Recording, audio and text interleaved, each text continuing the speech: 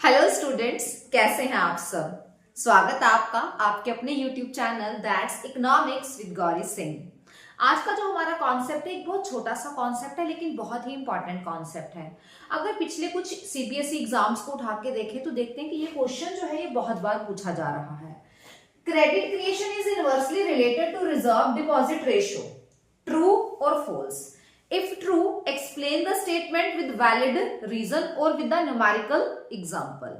चलिए समझते हैं इसको। देखिए ये बिल्कुल सही बात है कि क्रेडिट क्रिएशन और रिजर्व डिपॉजिट रेशियो जो है ये इनवर्सली रिलेटेड है एक दूसरे से। Because with increase in reserve ratio, अब रिजर्व रेशियो में क्या आ जाता है, मतलब कि लीगल रिजर्व रेशियो, इसमें सीआरआर और एसएलआर दोनों आ जाते हैं। अगर रिजर्व रेशियो बढ़ा दी जाती है तो बैंक्स के पास कौन से बैंक्स, कमर्शियल बैंक्स के पास फंड्स की अवेलेबिलिटी कम हो जाएगी। फंड्स की अवेलेबिलिटी कम हो जाएगी तो वो क्रेडिट भी कम क्रिएट कर पाएंगे। अब इस चीज को एक न्यूमेरिकल एग्जांपल के साथ समझते हैं। हमें पता है कि मनी मल्टीप्लायर का फॉर्मूला क्या है, 1/LRR, मतलब कि लीगल रिजर्व रेशियो। इसका हम एक न्यूमेरिकल एग्जांपल जो है वो टेबल की फॉर्म में करते हैं।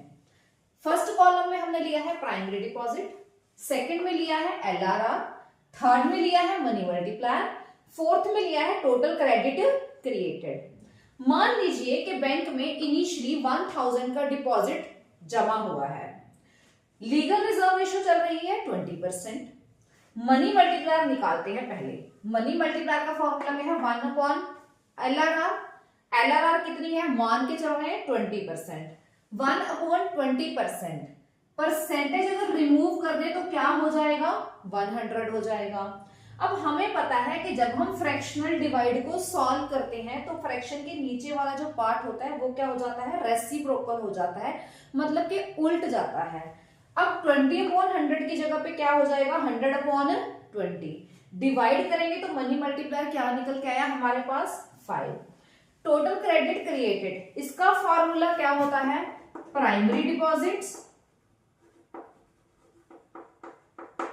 Into money multiplier. ये फॉर्मूला है हमारे पास क्रेडिट क्रिएशन निकालने का।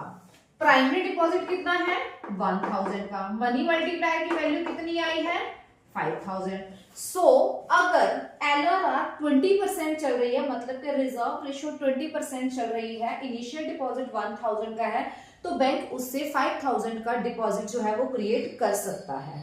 अब मान लेते हैं कि एलआरआर बढ़ा दी गई, 20% से बढ़ाकर कितनी हो गई, 25%। प्राइमरी डिपॉजिट सेम है जितना पहले था, पहले भी 1000 था, अब भी 1000 ही है। अब अगर हम मनी मल्टीप्लायर कैलकुलेट करें, 25% है, परसेंटेज हटाएं तो क्या हो जाएगा, 100 हो जाएगा। रेसिप्रोकल करेंगे, 100/25, डिवाइड करेंगे 4 आ जाएगा। अब देखते हैं कि कितना डिपॉजिट क्रिएट होता है। प्राइमरी डिपॉजिट कितना है, अब के केस में ये हमारा फर्स्ट केस था, ये हमारा सेकेंड केस है। प्राइमरी डिपॉजिट कितना है, 1000 का है। मनी मल्टीप्लायर की वैल्यू कितनी आई है, 4 आई है। अब कितना क्रेडिट क्रिएट कर पाए बैंक्स, 4000। तो इस टेबल को देख के हमें एक चीज नोटिस होती है कि जब लीगल रिजर्व रेशियो 20% से बढ़ाकर 25% कर दी जाती है तो क्रेडिट क्रिएशन जो होती है वो कम हो जाती है, क्योंकि बैंक्स के पास फंड्स की अवेलेबिलिटी कम हो जाती है। फंड्स की अवेलेबिलिटी कम होती है तो फिर वो आगे क्रेडिट भी कम क्रिएट कर पाते हैं। आई होप आपको ये कॉन्सेप्ट अच्छे से समझ आया है।